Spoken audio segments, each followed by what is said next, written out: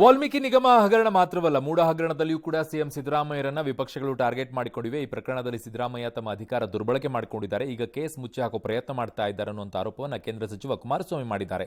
ಎಷ್ಟೇ ದಾಖಲೆ ರಿಲೀಸ್ ಮಾಡಿದ್ರು ಕೂಡ ಅವರು ಏನೂ ಮಾಡಲ್ಲ. ಹೀಗಾಗಿ ಯಾರಾದರೂ ವಕೀಲರು ರಾಜ್ಯಪಾಲರಿಂದ ಸಿಎಂ ವಿರುದ್ಧ ತನಿಖೆಗೆ ಅನುಮತಿ ಪಡೆದು ಕೋರ್ಟ್ ಮೂಲಕ ಹಗರಣ ಬಯಲಿಗೆ ಎಳೆಯಬೇಕು ಅಂತ ಕುಮಾರಸ್ವಾಮಿ ಮನವಿ ಮಾಡಿಕೊಂಡಿದ್ದಾರೆ. ಅಲ್ಲದೆ ಹಿಂದುಳಿದ ವರ್ಗದ ನಾಯಕನೆಂಬ ಕಾರಣಕ್ಕೆ ಟಾರ್ಗೆಟ್ ಮಾಡಲಾಗ್ತಾ ಇದೆ ಅನ್ನುವಂಥ ಸಿಎಂ ಆರೋಪಕ್ಕೂ ಕೂಡ ಕುಮಾರಸ್ವಾಮಿ ತಿರುಗೇಟ್ ಕೊಟ್ಟಿದ್ದಾರೆ. ಸಿದ್ದರಾಮಯ್ಯ ಕಡುಭ್ರಷ್ಟ, ಅಪ್ರಾಮಾಣಿಕ ಸಿಎಂ ಅಂತ ಪ್ರಹ್ಲಾದ್ ಜೋಶಿ ಆರೋಪಿಸಿದ್ದಾರೆ. ಸಿಎಂ ರಾಜೀನಾಮೆಗೆ ಶೆಟ್ಟರ್ ಒತ್ತಾಯಿಸಿದ್ದಾರೆ. ಸಿದ್ದರಾಮಯ್ಯನವರು ಒಬ್ಬ ಕರಡು ಭ್ರಷ್ಟ, ಅಪ್ರಾಮಾಣಿಕ ಮುಖ್ಯಮಂತ್ರಿ. ಮೂಡ ಹಗರಣದಲ್ಲಂತೂ ನೇರವಾಗಿ ಇವರದೇ ಜವಾಬ್ದಾರಿ. ಬಹಳ ವ್ಯವಸ್ಥಿತವಾಗಿ ಪ್ಲಾನ್ ಮಾಡಿ ಈ 14 ಸೈಟ್ಗಳನ್ನ, ಬೆಲೆ ಬಾಳುವ ಸೈಟ್ಗಳನ್ನು ಹೊಡೆದಿದ್ದಾರೆ. ನೀವೇನೂ ಮಾಡಿಲ್ಲ ಅಂದ್ರೆ ಸಿಬಿಐ ಕೊಡ್ರಿ. 3 ದಿನಗಳ ಹಿಂದಷ್ಟೇ ಸಿಎಂ ಸಿದ್ದರಾಮಯ್ಯನವರಿಗೆ ರೈತರು ಹಲವು ಬೇಡಿಕೆಗಳನ್ನ ಮುಂದಿಟ್ಟು ಮನವಿ ಪತ್ರವನ್ನ ಕೊಟ್ಟಿದ್ರು. ಆದ್ರೆ ಇದಕ್ಕೆ ಕಿಮ್ಮತ್ತೇ ಇಲ್ಲ ಅಂತ ಕಾಣುತ್ತೆ. ಯಾಕಂದ್ರೆ ಮುಖ್ಯಮಂತ್ರಿ ಸ್ವೀಕರಿಸಿದಂತ ಈ ಮನವಿ ಪತ್ರಗಳೆಲ್ಲ ಕಸದ ಬುಟ್ಟಿ ಸೇರಿವೆ. ಚಾಮರಾಜನಗರದ ಡಾಕ್ಟರ್ ಬಿಆರ್ ಅಂಬೇಡ್ಕರ್ ಕ್ರೀಡಾಂಗಣದ ಕಸದ ರಾಶಿಯಲ್ಲಿ ಮನವಿ ಪತ್ರಗಳು ಕಂಡುಬಂದಿವೆ. ಇದು ರೈತ ಮುಖಂಡರ ಆಕ್ರೋಶಕ್ಕೆ ಕಾರಣವಾಗಿದೆ. ಇವತ್ತು ಸಚಿವ ವೆಂಕಟೇಶ್ವರನ ರೈತ ಮುಖಂಡರು ತರಾಟೆಗೆ ತೆಗೆದುಕೊಂಡಿದ್ದಾರೆ. ಈ ಕುರಿತ ಪ್ರಶ್ನೆಗೆ ಸಚಿವರು ಸರಿಯಾದ ಉತ್ತರ ಕೊಡದೆ ಸಿಎಂ ಪರ ಬ್ಯಾಟ್ ಬಿಸ್ತಾ ಕಾಲ್ ಕೆತ್ತಿದ್ದಾರೆ. ಅತ್ತ ರೈತರ ಮನವಿ ಕಸದ ಬುಟ್ಟಿ ಸೇರಿದ ವಿಚಾರವಾಗಿ ಬಿಜೆಪಿ ಕೂಡ ಕಿಡಿಕಾರಿದೆ. ಅಹಂಕಾರ ಇರಬೇಕು ಒಂದು ಸ್ವಲ್ಪ, ಆದ್ರೆ ದುರಹಂಕಾರ ಬರಬಾರ್ದು. ಒಬ್ಬ ಮೆಮೊರಂಡಮ್ನ ಕೊಟ್ಟಿದ್ರೆ ಅದನ್ನೆಲ್ಲೋ ಕಸದ ಬುಟ್ಟಿಗೆ ಹಾಕಿದ್ರಿಂದ ಏನು ಮೆಮೊರಂಡಮ್ ಅಂದ್ರೆ ಏನ್ ತಿಳ್ಕೊಳ್ಳೋದು? ಇವ್ರು ಹೋರಾಟ ಮಾಡಿಲ್ವಾ? ಸಿದ್ದರಾಮಯ್ಯನವರು ರಾಜ್ಯದ ರೈತರ ಕ್ಷಮೆ ಕೇಳಬೇಕು. ಇಲ್ಲದ್ರೆ ಮುಂದಿನ ದಿನಗಳಲ್ಲಿ ಚಾಮರಾಜನಗರ ಅವರು ಜವಾಬ್ದಾರಿ ಜನರು. ಒಬ್ಬ ಮುಖ್ಯಮಂತ್ರಿ, ರಾಜ್ಯ ಮುಖ್ಯಮಂತ್ರಿ ಬಂದಾಗ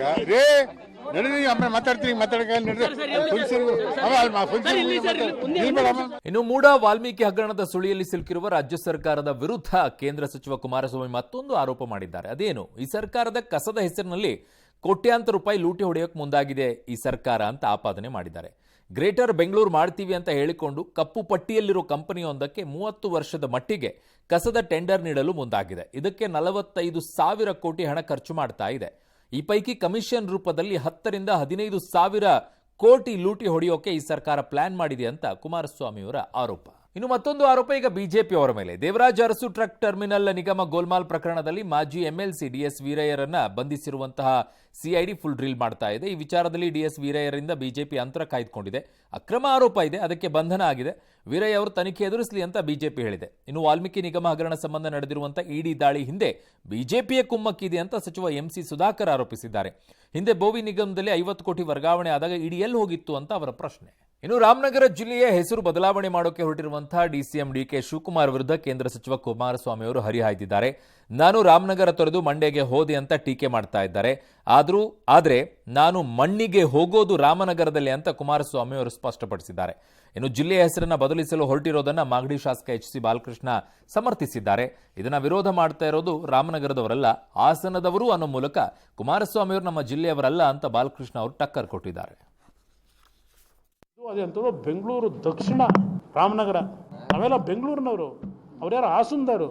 ನಾನು ಹಾಸನದಲ್ಲಿ ಹುಟ್ಟಿದ್ರು, ನಾನು ಮಣ್ಣು ಹೋಗೋದು ರಾಮನಗರದಲ್ಲೇ. ಇವೆಲ್ಲ ಕತೆ ಹೇಳ್ಕೊಂಡು ನೀವು ರಾಜ್ಯ ಡೆವಲಪ್ ಮಾಡಾರ ನೀವು? JDSನವರಲ್ಲ, ಹಾಸನದಿಂದ ಬಂದಿರೋರು ಅದನ್ನ ಹೇಳ್ತಾವ್ರೆ. ಹಾಸನದವ್ರಿಗೆ ಬೆಂಗಳೂರಿನ ಗಮ್ಮತ್ತು ಇದು ಗೊತ್ತಿಲ್ಲ, ಅದರಿಂದ ಅದನ್ನ ಹೇಳ್ತಾವ್ರೆ. ಇವತ್ತು ರಾಮನಗರ ಏನು ಎಲ್ಲೂ ಹೋಗಲ್ಲ, ಅದು ಹೆಡ್ ಕ್ವಾರ್ಟರ್ ಆಗಿರ್ತದೆ. ಆದ್ರೆ ಬೆಂಗಳೂರು ದಕ್ಷಿಣ ಜಿಲ್ಲೆ ಮಾಡಿ ಅಂತಕ್ಕಂಥ ಮನವಿಯನ್ನು ನಾವು ಕೊಟ್ಟಿದ್ದೀವಿ. ಸಾರ್ವತ್ರಿಕ ಚುನಾವಣೆಯ ಬಳಿಕ 7 ರಾಜ್ಯಗಳ 13 ವಿಧಾನಸಭೆಗಳಿಗೆ ಇವತ್ತು ಉಪಚುನಾವಣೆ ಮುಗಿದಿತ್ತು. ಅದರ ಫಲಿತಾಂಶ ಇವತ್ತಿತ್ತು. ಇವತ್ತು ಹೊರಬಿದ್ದಿದೆ. ಬಿಜೆಪಿಗೆ ಭಾರಿ ಮುಖಭಂಗ ಆಗಿದೆ. ಕಾರಣ, ಇಂಡಿಯಾ ಕೂಟಕ್ಕೆ 10 ಕ್ಷೇತ್ರಗಳಲ್ಲಿ ಜಯಭೇರಿ ಗೆದ್ದಿದೆ. ಬಿಜೆಪಿ ಕೇವಲ 2 ಸ್ಥಾನಗಳಿಗೆ ತೃಪ್ತಿ ಪಟ್ಕೊಂಡಿದೆ. ಒಂದು ಕಡೆಗೆ ಪಕ್ಷೇತರ ಅಭ್ಯರ್ಥಿ ಗೆದ್ದಿದ್ದಾರೆ. ಹಿಮಾಚಲದ ದೆಹರಾದಲ್ಲಿ ಸಿಎಂ ಸುಕ್ಕು ಪತ್ನಿ ಗೆದ್ದಿದ್ದಾರೆ. ಹಮೀರ್ಪುರದಲ್ಲಿ ಕಮಲ ಅರಳಿದೆ. ಬಂಗಾಳದಲ್ಲಿ ಟಿಎಂಸಿ ಹವಾ ಮುಂದುವರೆದಿದೆ. ಎಲ್ಲಾ 4 ಸ್ಥಾನಗಳನ್ನು ತೃಣಮೂಲ ಪಕ್ಷ ಗೆದ್ದಿದೆ ಟಿಎಂಸಿ. ಉತ್ತರಾಖಂಡ್ನಲ್ಲಿ ಮಂಗಳೂರು ಮತ್ತು ಬದ್ರಿನಾಥ್ನಲ್ಲಿ ಕಾಂಗ್ರೆಸ್ ಗೆಲುವಿನ ಕೇಕೆ ಹಾಕಿದೆ. ಪಂಜಾಬ್ನ ಜಲಂಧರ್ ಕ್ಷೇತ್ರ ಆಮ್ ಆದ್ಮಿ ಪಕ್ಷದ ಪಾಲಾಗಿದೆ. ತಮಿಳುನಾಡಿನ ವಿಕ್ರಾವಂಡಿಯಲ್ಲಿ ಡಿಎಂಕೆ ಮತ್ತು ಮಧ್ಯಪ್ರದೇಶದ ಅಮರವಾಡದಲ್ಲಿ ಬಿಜೆಪಿ, ಬಿಹಾರದ ರುಪೌಲಿಯಲ್ಲಿ ಪಕ್ಷೇತರ ಅಭ್ಯರ್ಥಿ ಗೆಲುವನ್ನು ಸಾಧಿಸಿದ್ದಾರೆ. ಈ ಟ್ರೆಂಡ್ ಹೀಗೆ ಮುಂದುವರೆದರೆ 2014ರಲ್ಲಿ ನಾವು ಈ ಸನ್ನಿವೇಶ ಎದುರಿಸಿದ್ವಿ, ಈಗ ಬಿಜೆಪಿ ಸರದಿ ಬಂದಿದೆ ಅಂತ ಕಾಂಗ್ರೆಸ್ನ ಪವನ್ ಖೇರಾ ವ್ಯಾಖ್ಯಾನಿಸಿದ್ದಾರೆ. ದೇಶದಲ್ಲಿ ಎಮರ್ಜೆನ್ಸಿ ಪಾಲಿಟಿಕ್ಸ್ ಮಾತ್ರ ನಿಲ್ತಾ ಇಲ್ಲ, ಅದು ಮುಂದುವರೆದಿದೆ. ಜೂನ್ 25ರನ್ನ ದಿನವನ್ನ ಸಂವಿಧಾನ ಹತ್ಯಾ ದಿನ ಅಂತ ಕೇಂದ್ರ ಪ್ರಕಟಿಸಿದ ಬೆನ್ನಲ್ಲೇ ಈಗ ರಾಜಕೀಯ ಕೆಸರೆರಚಾಟ ಶುರುವಾಗಿದೆ. ಇದು ಸಂವಿಧಾನಕ್ಕೆ ಮಾಡ್ತಿರುವಂತಹ ಅಪಚಾರ, ಅಂಬೇಡ್ಕರ್ ಅವರಿಗೆ ಮಾಡ್ತಿರುವ ಅಪಚಾರ ಅಂತ ಕಾಂಗ್ರೆಸ್ ಕಿಡಿಕಾರಿದೆ. ಲೋಕ ಫಲಿತಾಂಶ ಪ್ರಕಟವಾದ ಜೂನ್ 4ನ್ನ ಮೋದಿ ಮುಕ್ತ ದಿನ ಅಂತ ಕಾಂಗ್ರೆಸ್ ಬಣ್ಣಿಸಿದೆ. ನೋಟ್ ಬಂದ್ ಆದ ನವೆಂಬರ್ 8ನ್ನ ಅಜೈವಿಕ ಹತ್ಯಾ ದಿನ ಅಂತ ಪರಿಗಣಿಸ್ತೀವಿ ಅಂತ ಖರ್ಗೆ ಅವರು ಹೇಳಿದ್ದಾರೆ. ಸಂವಿಧಾನವನ್ನೇ ರದ್ದು ಮಾಡಕ್ಕೆ ಹೊರಟಿದ್ದವರನ್ನ ಸಂವಿಧಾನ ಹತ್ಯಾ ದಿನ ಅಂತ ಪ್ರಕಟಿಸೋದ್ರಲ್ಲಿ ಆಶ್ಚರ್ಯವೇನೂ ಇಲ್ಲ ಅಂತ ಬಿಜೆಪಿ ವಿರುದ್ಧ ಪ್ರಿಯಾಂಕಾ ವಾದ್ರಾ ಕಿಡಿಕಾರಿದ್ದಾರೆ. ಇನ್ನು ತುರ್ತು ಪರಿಸ್ಥಿತಿಯನ್ನ ಆರ್ಎಸ್ಎಸ್ ನಾಯಕರು ಮತ್ತು ಬಾಳಾ ಠಾಕ್ರೆ ಬೆಂಬಲಿಸಿದ್ರು ಅಂತ ಸಂಜಯ್ ರಾವತ್ ಹೇಳಿದ್ದಾರೆ. ಇನ್ನು ಒಡಿಶಾದ ಪುರಿ ಜಗನ್ನಾಥ ದೇಗುಲದ ರತ್ನ ಭಂಡಾರದ ರಹಸ್ಯ ನಾಳೆ ಅನಾವರಣಗೊಳ್ಳುವಂತಹ ನಿರೀಕ್ಷೆ ಇದೆ.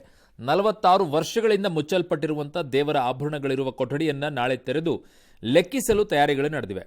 ಆದರೆ ವಿಷಸರ್ಪಗಳು ಇರಬಹುದು ಅನ್ನುವಂಥ ಭೀತಿಯ ಹಿನ್ನೆಲೆಯಲ್ಲಿ ಉರಗ ತಜ್ಞರನ್ನ ಕರೆಸ್ತಾ ಇದ್ದಾರೆ. ಒಂದೊಮ್ಮೆ ಹಾವುಗಳು ಕಚ್ಚಿದ್ರೆ ತುರ್ತು ಚಿಕಿತ್ಸೆಗೆ ಅಂತ ತಜ್ಞ ವೈದ್ಯರನ್ನ ಜೊತೆಯಲ್ಲಿ ಇಟ್ಕೊಂಡು ಮುಂದೆ ಹೆಜ್ಜೆ ಇಡೋಕೆ ಪುರಾತತ್ವ ಇಲಾಖೆ ಅಧಿಕಾರಿಗಳು ನಿರ್ಧರಿಸಿದ್ದಾರೆ. ಈ ಹಿಂದೆ 2018ರಲ್ಲಿ ಹೈಕೋರ್ಟ್ ಆದೇಶದ ಮೇಲೆ ಪುರಾತತ್ವ ಅಧಿಕಾರಿಗಳು ರತ್ನ ಭಂಡಾರ ತೆರೆಯೋಕೆ ಪ್ರಯತ್ನಿಸಿ ವಿಫಲರಾಗಿದ್ರು. ಹೀಗಾಗಿ ನಾಳೆ ಏನಾಗಬಹುದು ಎನ್ನುವಂಥ ಕುತೂಹಲ ಈಗ ಎಲ್ಲರಲ್ಲೂ ಮನೆ ಮಾಡಿದೆ. ಅಂಗನವಾಡಿಗಳಿಗೆ ಹೊಸ ಸ್ಪರ್ಶ ನೀಡೋಕೆ ರಾಜ್ಯ ಸರ್ಕಾರ ಈಗ ಮುಂದಾಗಿದೆ. ಅಂಗನವಾಡಿಗಳಿಗೆ ಸರ್ಕಾರಿ ಮಾಂಟೆಸರಿ ಅಂತ ಮರುನಾಮಕರಣ ಮಾಡಲು ತೀರ್ಮಾನಿಸಿದೆ. ಕೇಂದ್ರದ ಸಹಯೋಗದಲ್ಲಿ ಅಂಗನವಾಡಿಗಳಲ್ಲಿ ಸ್ಮಾರ್ಟ್ ಕ್ಲಾಸ್ ಶುರು ಮಾಡಲು ರಾಜ್ಯ ಸರ್ಕಾರ ತಯಾರಿಯನ್ನು ನಡೆಸಿದೆ. ಕನ್ನಡ ಮತ್ತು ಇಂಗ್ಲಿಷ್ ಭಾಷೆಗಳಲ್ಲಿ ಕಲಿಕೆಗೆ ಅವಕಾಶ ಕಲ್ಪಿಸಲಾಗುತ್ತೆ. ಮೊದಲ ಹಂತದಲ್ಲಿ ರಾಜ್ಯದ 20,000 ಅಂಗನವಾಡಿಗಳಲ್ಲಿ ಈ ಪ್ರಯೋಗಕ್ಕೆ ಸರ್ಕಾರ ಮುಂದಾಗಿದೆ. ರಾಜ್ಯದ ಕರಾವಳಿ, ಮಲೆನಾಡು, ದಕ್ಷಿಣ ಒಳನಾಡಿನ ಹಲವೆಡೆ ಮಳೆ ಅಬ್ಬರಿಸ್ತಾ ಇದೆ. ಉತ್ತರ ಕನ್ನಡ ಸಿದ್ದಾಪುರದಲ್ಲಿ 191 ಮಿಲಿಮೀಟರ್ ಮಳೆಯಾಗಿದ್ರೆ, ಕೊಡಗಿನ ಭಾಗಮಂಡಲದಲ್ಲಿ 130 ಮಿಲಿಮೀಟರ್ ಮಳೆಯಾಗಿದೆ. ಚಿಕ್ಕಮಗಳೂರಿನ ಕೊಟ್ಟಿಗೆಹಾರದಲ್ಲಿ 111 ಮಿಲಿಮೀಟರ್ ಮಳೆಯಾಗಿದೆ. ಮೈಸೂರು, ಕೊಡಗು, ಚಿಕ್ಕಮಗಳೂರು, ಶಿವಮೊಗ್ಗ, ಉಡುಪಿ, ಉತ್ತರ ಕನ್ನಡ ಹೀಗೆ ಹಲವೆಡೆ ಮಳೆ ಆಗ್ತಾ ಇದೆ. ಕೊಳ್ಳೇಗಾಲದ ಭರಚುಕ್ಕಿ ಜಲಪಾತಕ್ಕೆ ಮತ್ತೆ ಜಲಕಳೆ ಈಗ ಬಂದಿದೆ. ಕಬಿನಿ ಒಳಹರಿವು 19,000 ಕ್ಯೂಸೆಕ್ ಇದೆ. ಒಳಹರಿವನ್ನು 20,000 ಕ್ಯೂಸೆಕ್ಗೆ ಹೆಚ್ಚಿಸಲಾಗಿದೆ. ಇನ್ನು ಉತ್ತರ ಪ್ರದೇಶದ ಭಾರೀ ಮಳೆಯಾಗ್ತಾ ಇದ್ದು 250ಕ್ಕೂ ಹೆಚ್ಚು ಗ್ರಾಮಗಳು ಪ್ರವಾಹಮಯವಾಗಿದೆ. ಅಪಾರ ಹಾನಿ ಸಂಭವಿಸಿದೆ. ಉತ್ತರಾಖಂಡ್ನಲ್ಲಂತೂ ಎಲ್ಲಾ ನದಿಗಳು ಉಕ್ಕಿ ಹರಿತಾ ಇವೆ. ನೇಪಾಳ ಉತ್ತರಾಖಂಡ್ ಗಡಿಯ ಕಾಳಿ ನದಿ ಉಗ್ರ ರೂಪ ತಾಳಿದೆ. ಭಾರೀ ಗುಡ್ಡ ಕುಸಿತಗಳ ಕಾರಣ ಹಲವು ಹೆದ್ದಾರಿಗಳು ಬಂದ್ ಆಗಿವೆ.